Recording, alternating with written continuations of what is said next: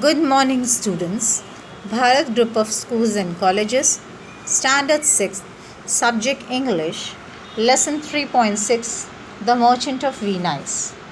Antonio was a merchant who lived in Venice, a prosperous city in Italy.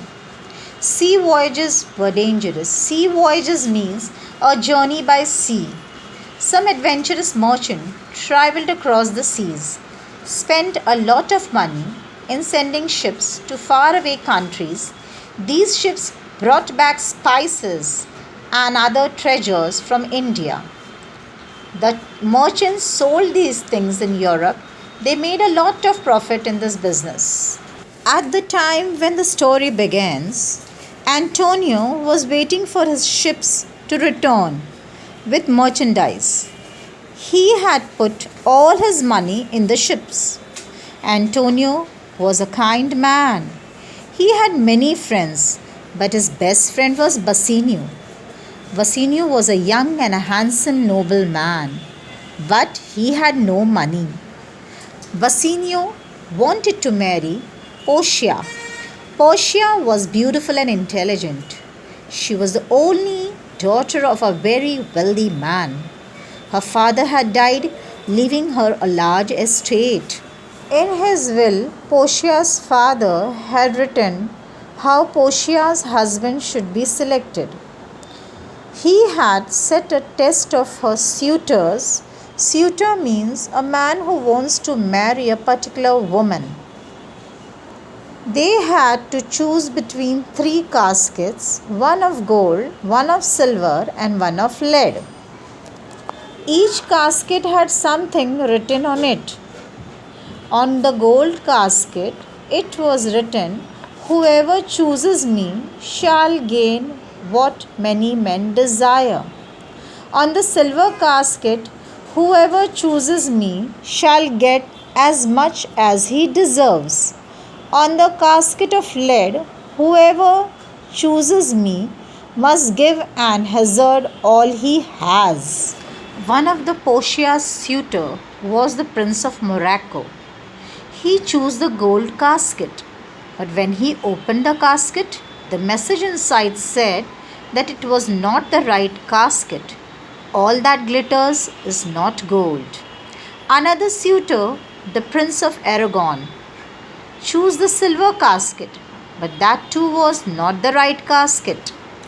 Even Bassanio wanted to try his luck with the casket. To do so, he had to travel to Belmont, where Portia lived, on her estate. He needed money for that. When Antonio came to know this, he wanted to help his friend. He told Bassanio to borrow money in his name. They went to Shylock. Shylock was a Jewish money lender and asked him for the money. Shylock had a lot of money, but he was not at all generous. Money was all he cared for. He did not like Antonio because Antonio sometimes lent money without charging any interest for it. Shylock decided to take advantage of the situation. He gave them the money on a very strange condition. If Antonio failed to return the money within 3 months, Shylock would cut off a pound of Antonio's flesh. Antonio agreed to this and borrowed the money for Bassanio. Bassanio went to Belmont. When he saw the casket, he chose the lead one. That was the right casket, and Bassanio won Portia's hand by choosing it. Portia too was glad to marry Bassanio. In the meanwhile, Shylock heard that Antonio had lost his ships. He was very happy that Antonio would not be able to pay the money. He took Antonio to the court, demanded that he fulfill the strange and cruel condition.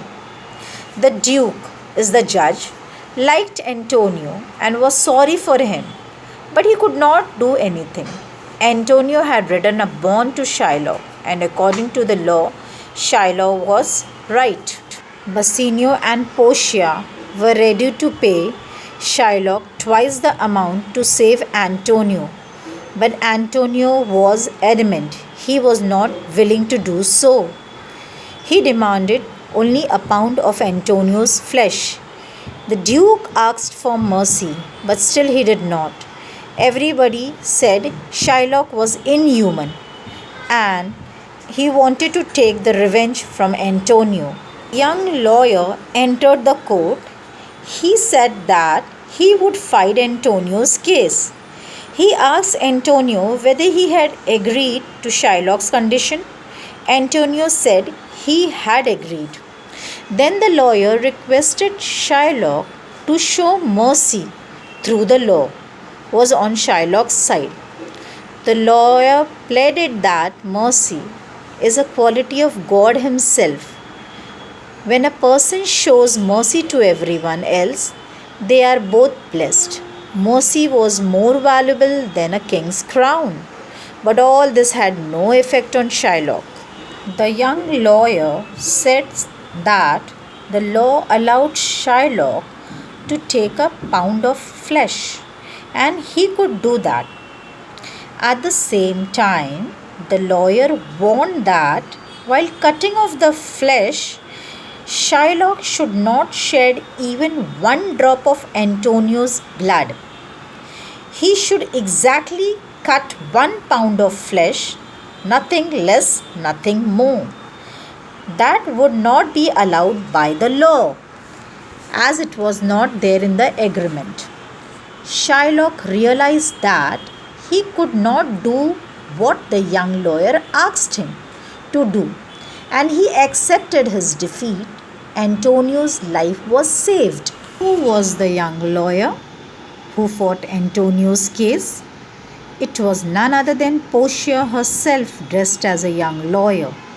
Later, it was learned that Antonio's ships were safe, and so he had not in fact lost his money.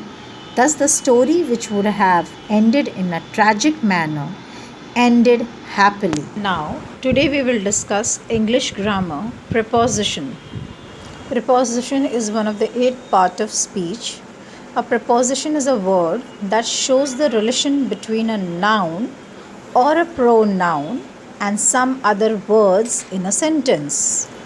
A preposition is placed before a noun or a pronoun. A preposition indicates preposition of place, preposition of time, and preposition of direction. Here are the examples. Man is sitting on the horse. On is the preposition, man is the noun. He is sitting on it. He is a noun, and on is a preposition here. There are some sentences like Ricky swims on Saturdays. On is a preposition. Nikki is throwing a ball at them. At is a preposition, and here are few sentences on it. This exercise will not take much of your time. Of preposition. The child is sitting on the chair. Where the child is sitting? On the chair. The on is a preposition. Qutub Minar is in Delhi. Where is Qutub Minar? In Delhi. My mother is at home. At is a preposition. The bag is kept in the cupboard. In is the preposition. The bag is kept between the 2 chairs. Between is the preposition here.